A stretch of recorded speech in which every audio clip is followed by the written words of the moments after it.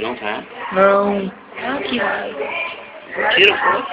Ai, viu, cambalhota, você tem cambalhota?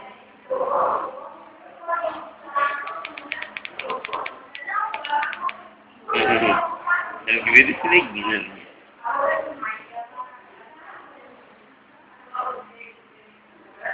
Ó, já passou no nariz, né, garotinho? Isso não... Tira igual o nariz.